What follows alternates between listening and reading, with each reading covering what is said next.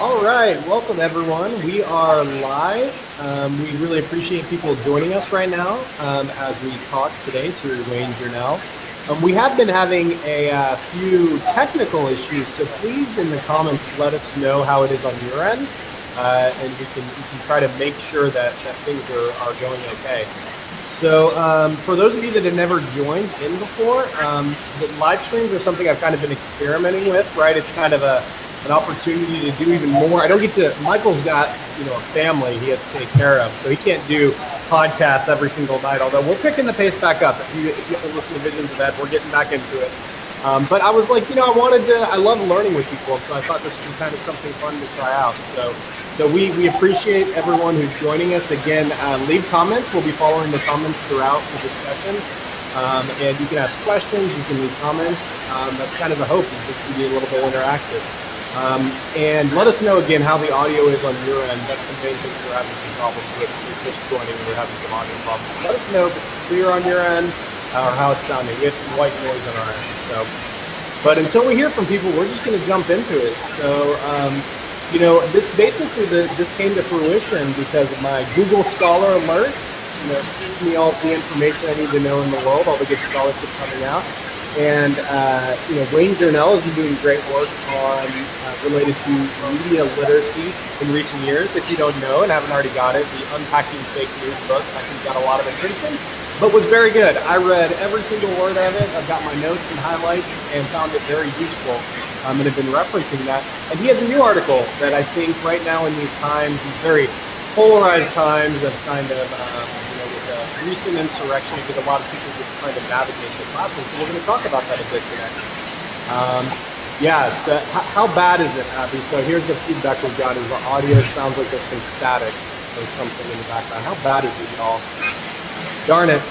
We spent about 20 minutes trying to fix this, and on 2 computers and 3 different browsers, and nothing made the white noise go away. Is it manageable for you all? Here's the comments we're getting, Wayne, if you want to see. Yeah, I can see them. Yeah. If anyone wants to Google any solutions for us, if you want to Google any solutions for us and let us know, we'll fix them. We were out of ideas. I've changed input. I've changed the audio a bit.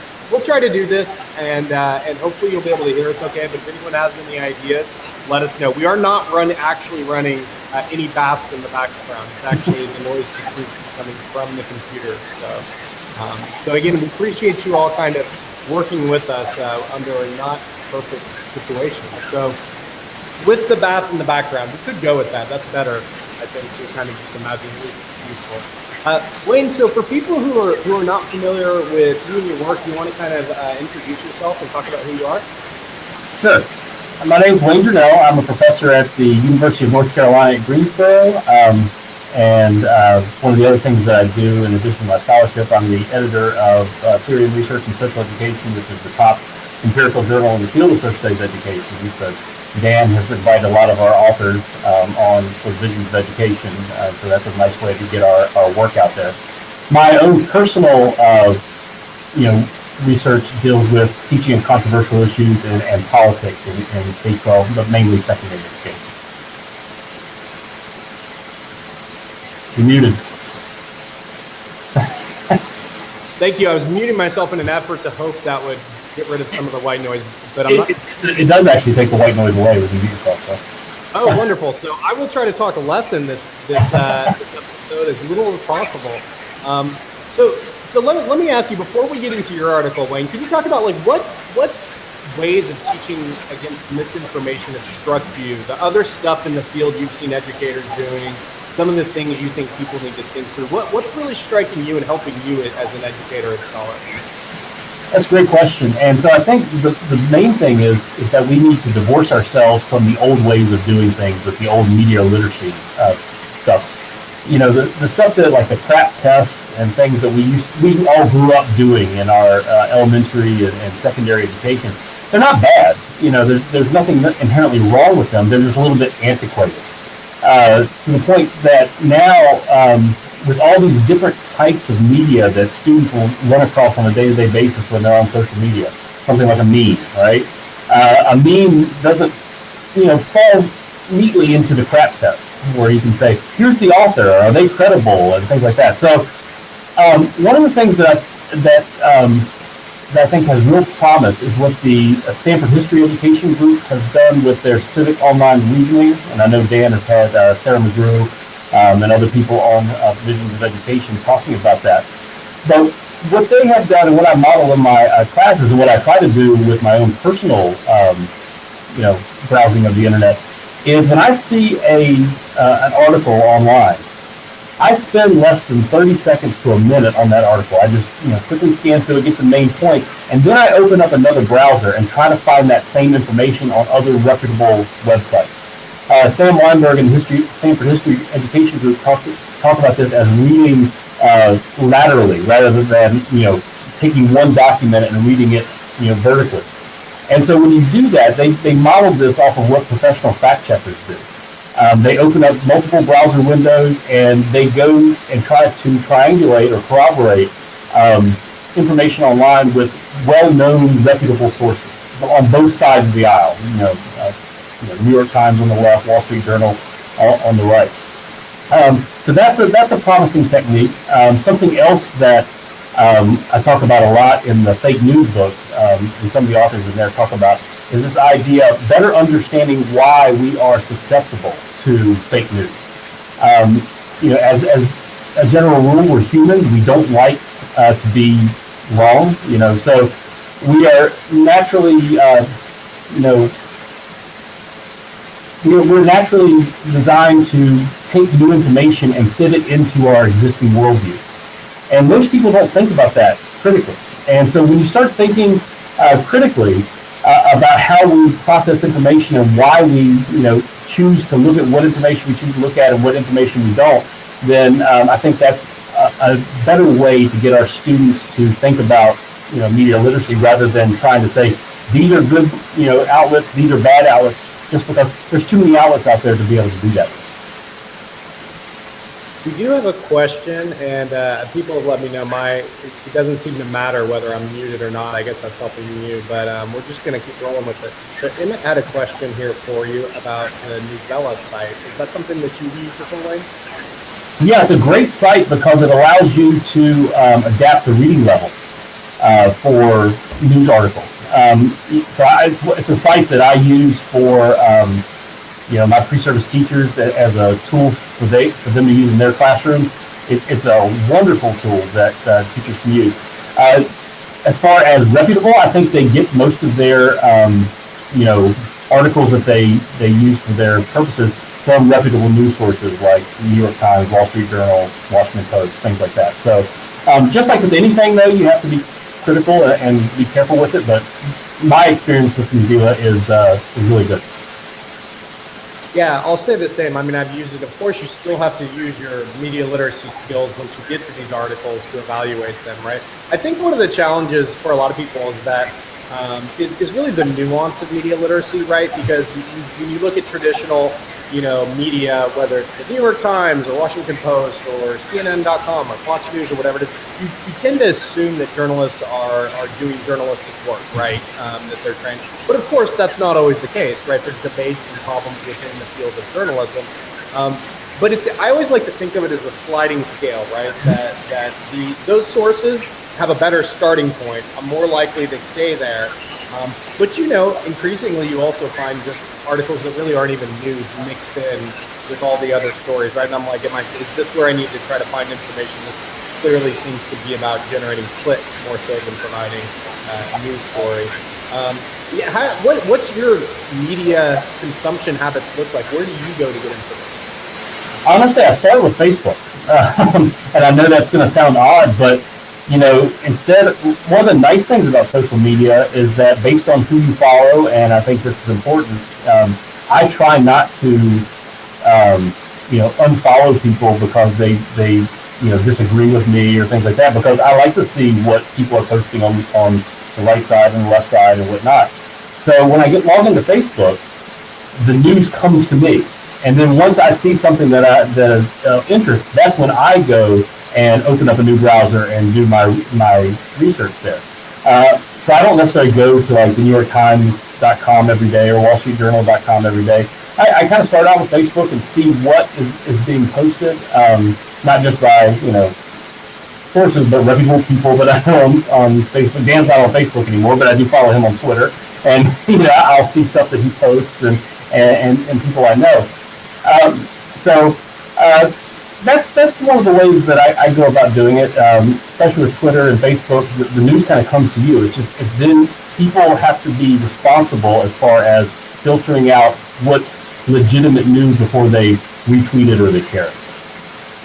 Yeah, I think if I remember right from Ellen Midow's chapter in your Unpacking Fake News book, she called that incidental media, right? The media that comes to you and bubbles up.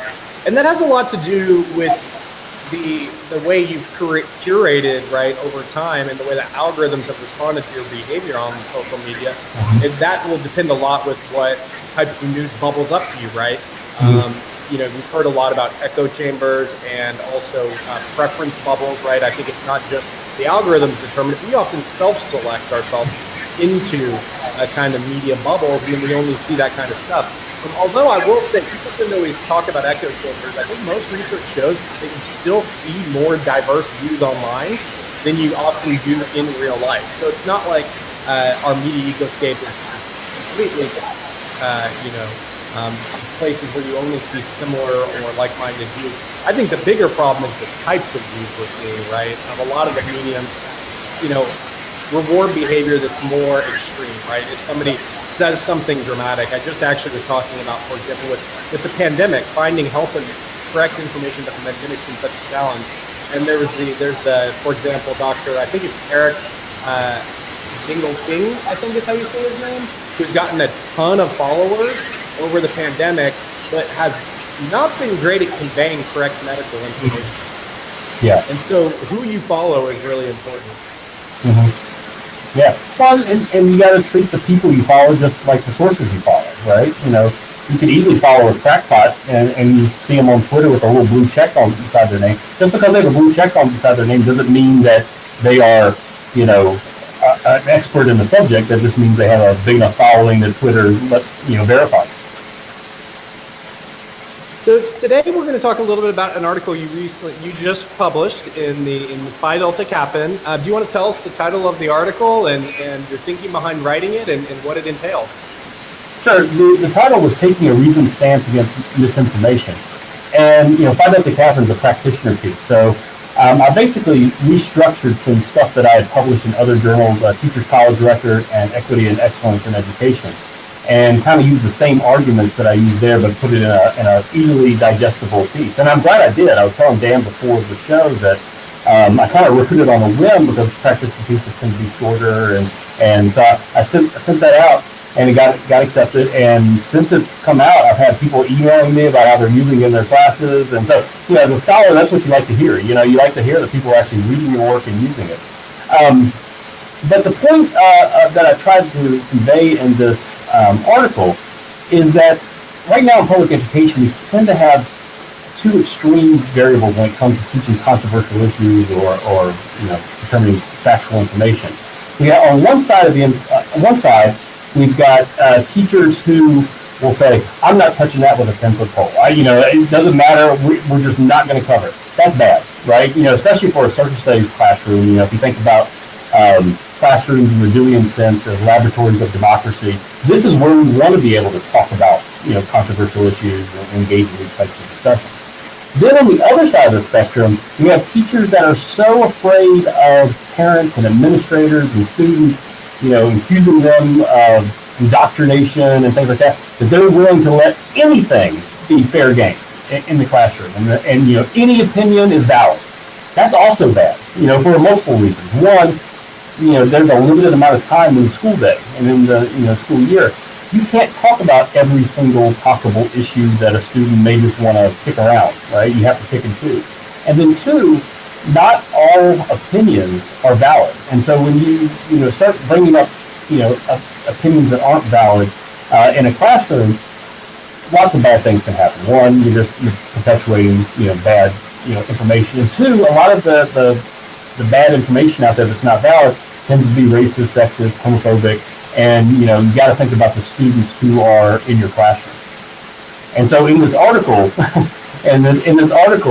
we talk about, I talk about different ways that teachers can determine how to determine whether to bring an issue to the forefront in their classrooms, or what kind of information is valid. Now, spoiler alert: there is no one way. If there was, it'd be easy, right?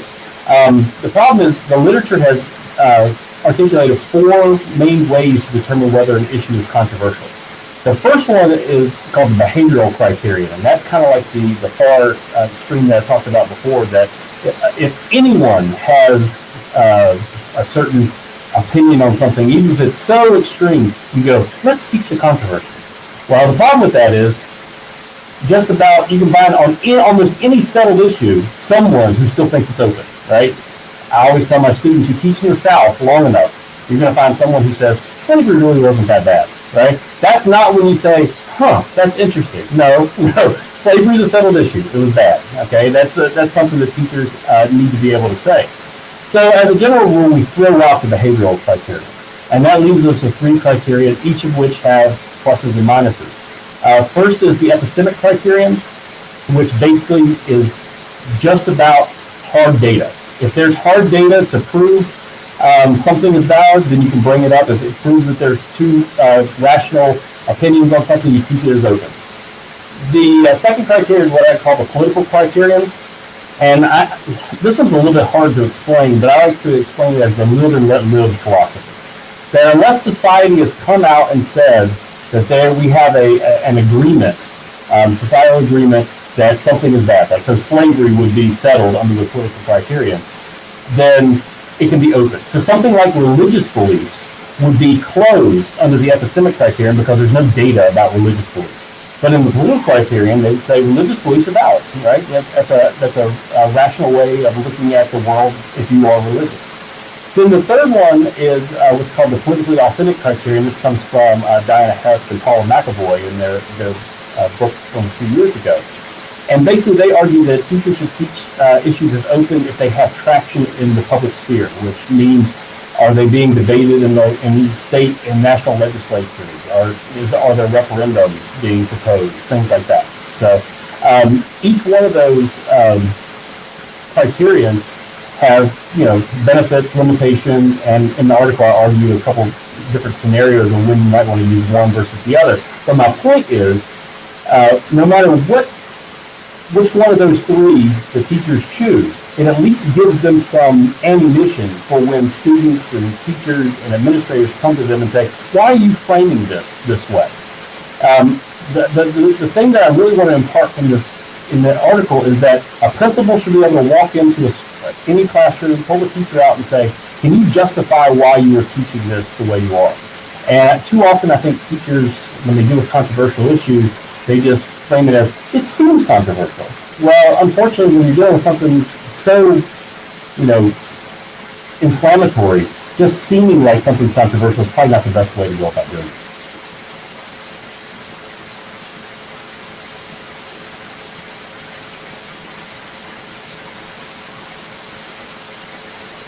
Sorry, Wayne, I was trying to fix the tech issue still in the background here while I was doing it, so it took me a second to get on there.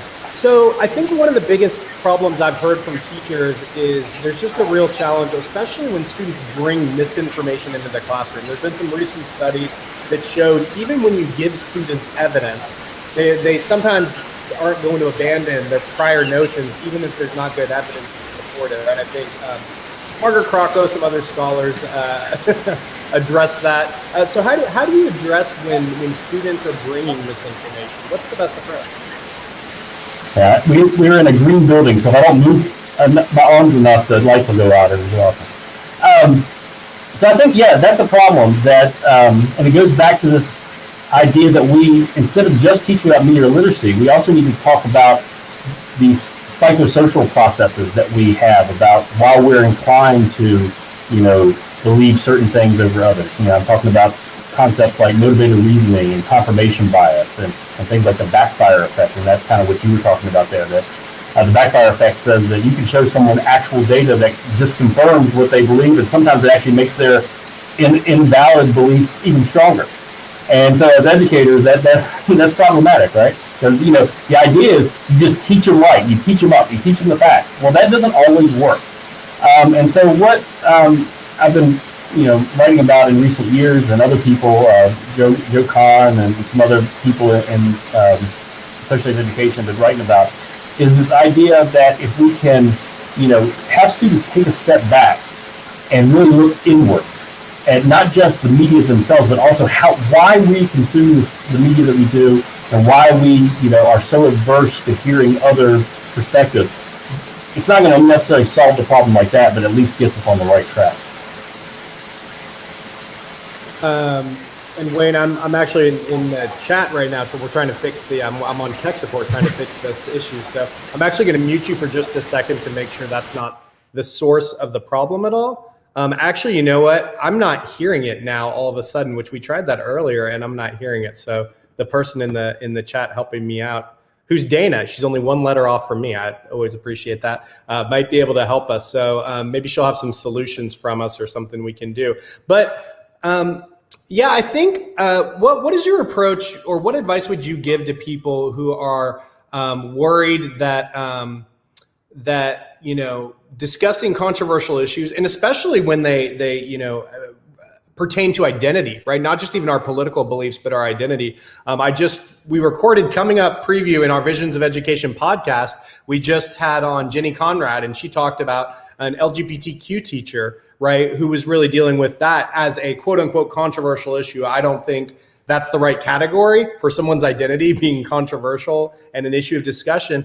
But what advice do you give to pre-service teachers if they express, like, I'm worried about parents, I'm worried about, these other things, or I'm just worried about myself, right? Like, this is too stressful, too traumatic for me to bring up in an environment maybe where I don't feel like I have support. What kind of advice do you have? So that's a great question, and it's something that I talk about in this article in Phi Delta Kappan, that a lot of these issues, like Dan said, is they do overlap into people's identities. That doesn't mean you can't teach them, but I do think it means you have to be careful about it. So, like, for example, if you were to do a controversial issue discussion of should we abolish the electoral college? Okay, people aren't going to get too riled up about that. They might have strong feelings about it, but it's not. I don't think too many people identify as an electoral college supporter or not, right? But the example that I give in the article is here in North Carolina and other places in the country, they passed a transgender bathroom bill, okay? And basically, you probably saw us in the news for the wrong reasons in North Carolina, but we tend to do that a lot. But a few years ago, we actually passed this bill, and it became hugely unpopular. People stopped coming to the state to perform concerts, and eventually, after a couple of years, the bill got rescinded after we elected a new governor and whatnot. But the point was that while the bill was out there and as it was passed, it was certainly a controversial issue, especially in North Carolina, but again, nationally. And so I talk about this in the article about whether I would teach this as an open, controversial issue in my classes. So from like the political criterion and the politically authentic criterion, it would be open, right? But from the epistemic criterion, it's settled because there is actually no data to suggest that transgender individuals using the bathroom that corresponds to their identity poses any problems whatsoever. There is no data to support that. And so then you've got a situation where the criteria disagree. Right? It's really nice when they all agree. Either you teach it a settle, you teach it a well, when they disagree, that's when teachers have to make a decision, right? And so in that case, when you got an issue that clearly affects certain students' identities, I would lean on the side of going with the epistemic criterion and saying, I'm not going to teach this as open because there's nothing to support it. Now, I think a teacher, if they did teach it open for the politically authentic criterion, they'd be well within their rights. I'm not saying I'm right about that. I'm saying that it's something that teachers need to weigh when they make these decisions. So, okay, Wayne, I'm gonna bring up some of these questions, and I'll try to address a couple. So we think it is your mic, which earlier we tried testing that. if you want to, two things. Do you have gain on your mic? If you have a gain on your mic, that could be it. That was a suggestion I got. Or you could just go in and try to switch your mic and see if you can try different. You maybe use just using the built-in mic. Maybe there's something else, a different one you could use. I've got a.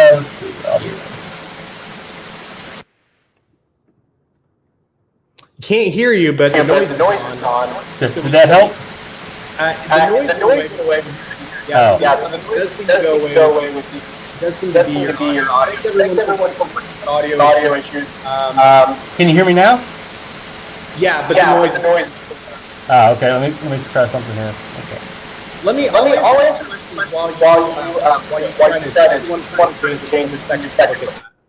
We do have some really good questions in the comments. Let me see if I can handle a few of these. Eric, you were scolded for discussing the impeachment trial. For me, I think it is really important to have not only a good justification for why you're doing it, like Wayne said earlier, but I think to really have something to back it up if somebody says they don't want you to do it. If they're just saying don't discuss politics because it's controversial, there is a massive amount of literature on the purpose of schools, how we do this in schools. And to me, that's miseducational, right? What is the purpose of schools? If in a classroom, we can't figure out how to have discussions about things in society, we're screwed, right? Like, we're in trouble if we can't do it in a classroom. And so I personally, that would be a hill I would die on, but I'm also probably willing to get fired a couple times in my life, which is not great advice for everyone. Let's see. I switched mics. Is it bad? Yes. Oh, good? Yeah, you're good. And I'm going to actually. Who knows? We should have tried that earlier. We don't get any. Okay. Piggyback off Dan's answer. I think one of the things that I'm going to try to do with my scholarship moving forward is not just talk to people like I'm talking to now. I'm assuming most of the people who are on this live stream are social studies educators, they're interested in this topic. Where we need to have this conversation is with administrators, with district administrators, with principals. Now I'm getting feedback apparently, so I'm echoing. This is no good. Is this better? I hear people saying we're getting feedback and echoing. Yeah. Now Dan sounds funny now. Oh, Dan's gone. Now Dan's back. I can't hear you now.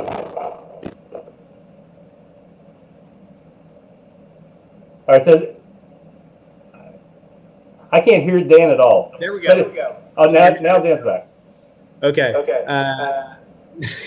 we have had, it's been a crazy adventure with this, and I do hear the feedback. So I think what we're going to have to do, Wayne, is just do a good job of muting ourselves when we're not talking. So when I've got you muted, and I'll ask the question, pose it to you, and it'll be a good active listening, waiting for the person to give their answer activity. So, oh my gosh, y'all, I've done a bunch of these and never had these problems. So we've got some great other questions in here that I want to ask. So I told Mark Leviachek to come in here. He is a professor at the University of North Texas, and we have been working on issues related to this and just are working on a paper today. So he has a very detailed question. He says, Wayne, do you have any concerns that traction in the public sphere might be a restrictive criteria, that our concept of what counts as part of a public sphere might have hegemonic underpinnings? So first, Wayne, can you translate what Mark's question says for those that are trying to figure out hegemonic underpinnings?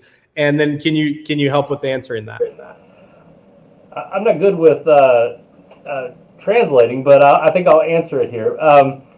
So to a certain extent, I think it can be restrictive. And going back to the transgender bathroom example, sometimes I think it's actually too broad, right? With the transgender one, I would argue that the politically authentic criterion and the public sphere is too broad. But to your point on with this question, yes, I think when you think about like the political criterion and people's religious beliefs, I go back to Robert Kuntzman, who is a professor at Indiana University. He talks about reasonable disagreements, and a lot of these reasonable disagreements tend to come from religious beliefs. And so he uses the example of, someone who was raised in a very conservative religious household might be opposed to something like same-sex marriage, right? That doesn't necessarily mean that their views are wrong per se. For them, it's reasonable based on how they grew up, how they interpret the Bible, and things like that. Now, I personally would not teach same-sex marriage as an open issue post Supreme Court case, but that gives an example of how even with the public sphere, it could be a restrictive criteria based on how certain people think about things. And then again, it goes back to educators have to make this determination about, what decisions do they make in the classroom. And so, when people talk about how teachers don't have any power, teachers have tons of power. They don't get paid a lot of money, but they have tons of power because they get to decide, what's going on in the classroom and what are the parameters of the discussions. Yeah, I think those are really great points. Something that I've been thinking, Mark Leviachek and I have been thinking about a lot too, are whether an idea we've been wrestling with is the notion of counter-public spheres counting for that same criteria, right? Which would mean that we wouldn't have an open issue on gay marriage prior to the Supreme Court decisions even. And so those debates are really interesting, and they also depend, I think, on your approach to teaching and how you move it. I'll say for me, when I started teaching, I'm a white cisgender guy who walks into schools and hadn't throughout most of my life had to think about, the types of privileges I walked in with. I didn't have to justify the language I was speaking, the way I was talking, right? Things like that. I got in trouble for other stuff, but not who I am. And so when I walked in, I think that was oftentimes the way I centered discussions, and I started with a very pro-con debate. The longer I've been in education, the more I've really worked on really thinking about how I can identify really morally clear ways to discuss issues. And so I've focused on taking justice perspectives that are centered in the perspectives of groups that are typically marginalized or harmed or vulnerable around an issue. And oftentimes it really changes the politics, right? Instead of the debate about the wall, I'd actually much rather just learn and understand the perspectives of migrants. Right? To me, those can be real better. So let's ask the questions that they are asking, right? Instead of this debate that the public is having, which is sometimes manufactured by politicians for very specific purposes. I like to avoid those partisan discussions and get into issues that really are not issues that traditionally left, right, Democrats, Republicans are arguing about, and just listen to the groups of people who are affected. That's proved kind of really helpful for me. To find it. It's not perfect. Some people still don't want to hear those perspectives. I think one of our comments in our YouTube comments here was that somebody got yelled at for teaching women's suffrage. This is a settled issue for a century, right? On the 100th, where is that one? I'm finding that comment here. Yeah. So Emmett recently got yelled at by a parent for teaching about women's suffrage. They said it was teaching how to protest.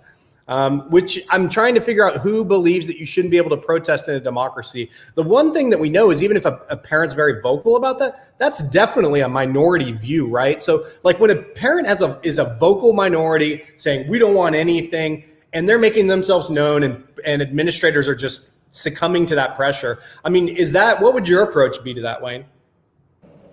So I'm going to go back to a point I was making before we had the technological issues. One of the things that I'm going to try to do with my scholarship moving forward is not just talk to, things like today are great. I'm having a good time, but I tend to be preaching to the choir. When I think back to my time as a K-12 educator and working and going into schools, most of the principals and administrators and district administrators, they were not social studies teachers, right? We can have these conversations all the time about, I agree 100% with what Dan just said, that if you're not talking about these things in education, what's the point of education? Well, they don't talk about this stuff in math education. They don't talk about this stuff in physical education, and and maybe they do in science. Hopefully they would. But I think we have some education to do for our administrators. And the research shows that teachers can talk about a lot more things in the classroom if they think that their administrator has their back. And then if you've got an administrator who's jumping on you for teaching women's suffrage, then yeah, you're going to be gun shy about talking about anything that is remotely a hot button issue. So I think we as a field, the field of social education, scholars in social education, we need to start, expanding outward and trying to take this message to the people who can really make the decisions in these K-12 environments.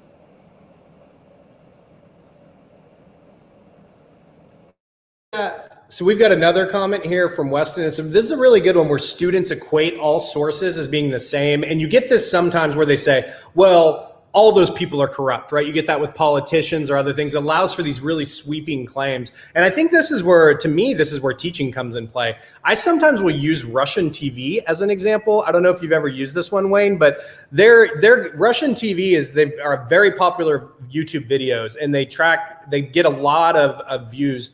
And people look at it and they don't know what it is. It just says RT in the corner, but it's literally like state-sponsored news media from Russia. And their motto is question everything. And so I talk about how one of the big things that people who want to, authoritarians in particular, who want misinformation to spread so they can control narratives and go based on feelings and things like that and have no truth. They want no truth to exist. They want no stability in truth, right?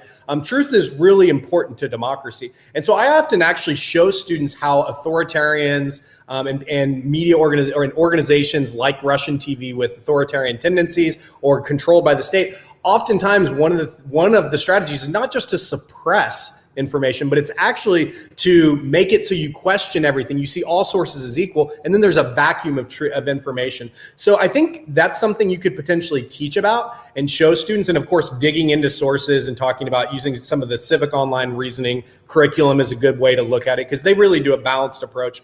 How would you answer that, Wayne? First, I want to. Is this the Weston Clayton who is in my class that I'm going to be teaching in about 20 minutes? That'd be pretty cool if it was.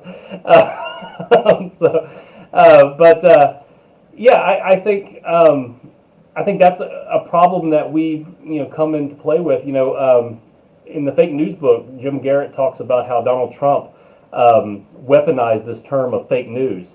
And whether you like Trump or not, he was masterful in doing this. And so what he was able to do is just kind of discount all news. So a lot of people are taking the stance of, well, they're all crooks, it's all biased and stuff like that. So, Weston, good, all right. So he's a glutton for punishment. He's going to listen to me twice tonight.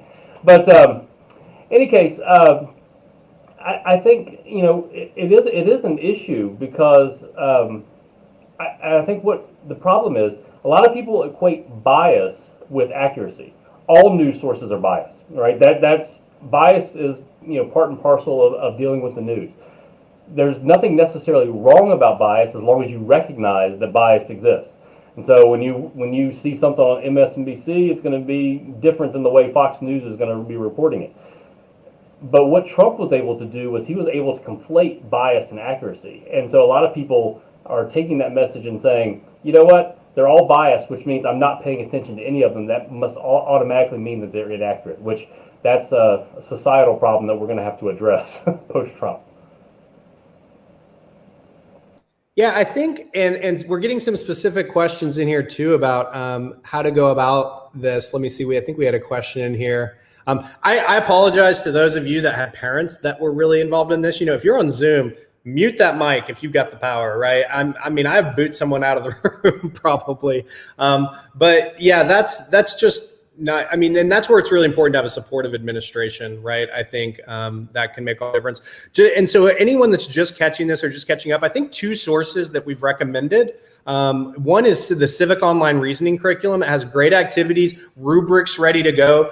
For example, what you do is you ask students, is this George W. Bush's Wikipedia page a good source?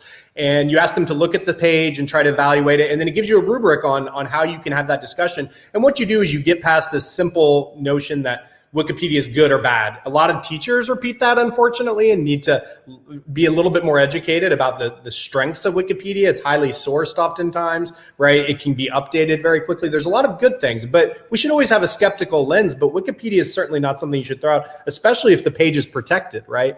So they have good lessons like that on different aspects of where you find information online. So the Civic Online Reasoning curriculum, if you just search that, you should be able to find that, and I'll throw that up on the on the screen here. The other method that I really like, which is more helpful for what Wayne was talking about, the incidental media that comes up, is the SIFT method. And the SIFT method was developed by Michael Caulfield, and you can find it. And it's basically 4 steps that you can use to really make a quick decision. So if you're on Twitter and you're like, should I retweet this? Should I read this article? Should I continue engaging? It's like a real snapshot, helpful way to make quick decisions. And so I like to pair those two, one for gaining more knowledge about media literacy, and the other for thinking about how you can make decisions in the moment, which we often don't teach for. What are there other strategies you use in your class, Wayne? Online reasoning the civic online reasoning one is the one that I advocate in my classes, just because, and again, it's the one I use personally. So the thing that I really try to impart about that is not only you're getting accurate information, it's faster. That's one of the things that Weinberg found in his research, is that these fact checkers can find stuff that quick, whereas if you do it the old crap test method, you're spending a way more time and not getting the results.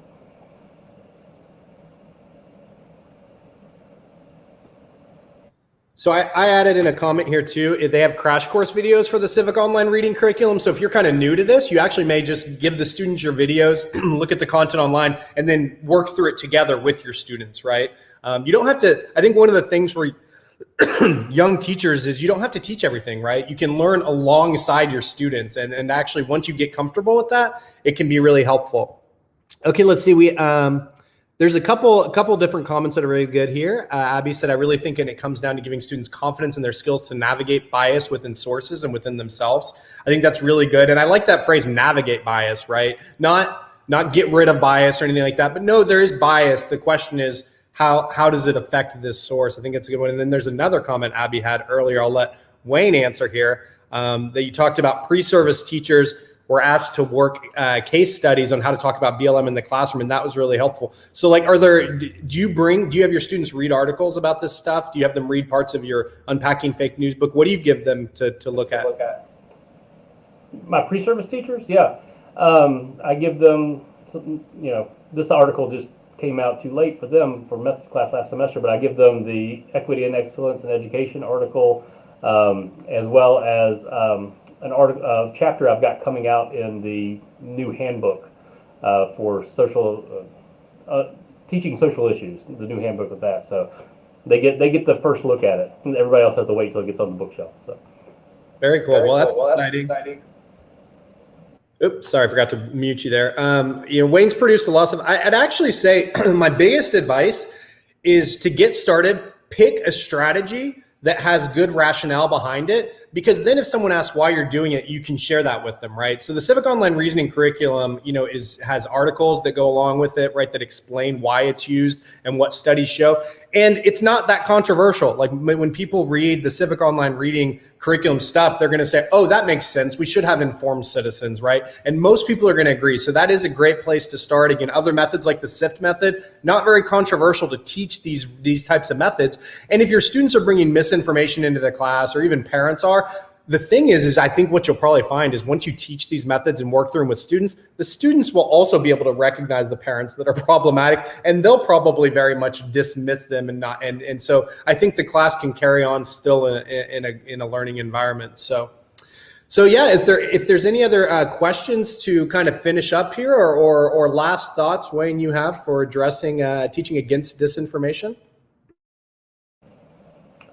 I think the main thing is we got to teach it. I mean, too many teachers just try to avoid this and stick directly to the textbook and the curriculum. And, I always tell my pre-service teachers that's the baseline of what you have to teach. You should go above and beyond this, because just teaching the curriculum is not going to get at that informed citizenry that we want to get out of our schools. And I'm not going to sit here and tell you that if you do it, that you're never going to have a parent that gets upset or an administrator that gets upset. And I always go back to something my dad always told me as I was growing up: if it was easy, then everybody'd do it, right? So it takes a little bit of courage to have these kind of conversations in classrooms and engage in controversial issues, but it's so important that we do it as social studies educators. And I'll add that if you need any resources, feel free to look up Wayne or me. I think either of us would be happy, or you can send to both of us, be happy to send you a couple articles that could get you started. And that can be the thing that you read to get started, and then also share with any parents or administrators who are complaining. But this is our work, right? If we're social studies educators or educators at all, we have to be talking about current events. And I think we have to figure out how to navigate this in classes. So thank you, Wayne, so much for joining us. Sorry to everyone for all the tech problems we had today. We learned something. We learned how to address that. So without anything else, we're going to conclude this one. But thanks everybody for joining.